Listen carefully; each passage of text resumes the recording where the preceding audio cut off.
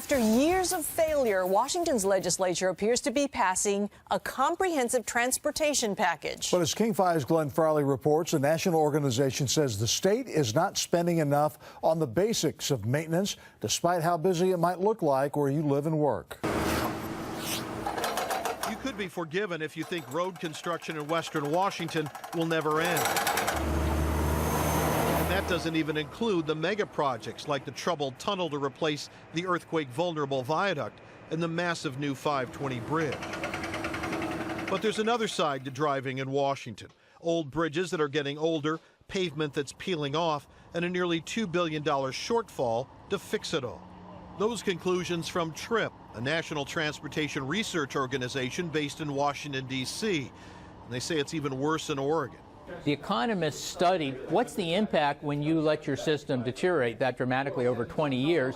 They estimated the state will lose $9.4 billion a year in gross domestic product, in economic growth, and 100,000 fewer jobs created. But despite our congestion, Puget Sound's one of the fastest growing economies in the country.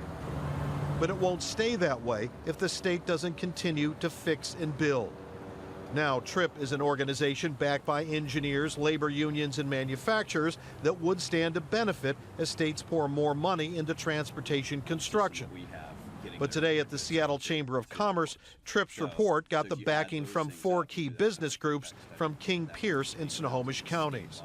Maud Doughton heads the Seattle Chamber. And by far away, ahead of anything else, transportation and mobility was the #1 issue. I can't get to work. I'm stuck in traffic.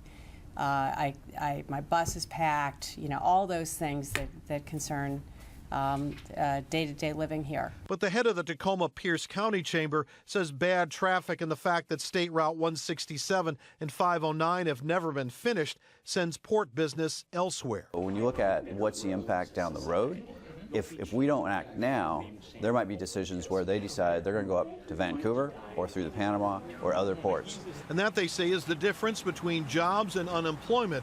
If the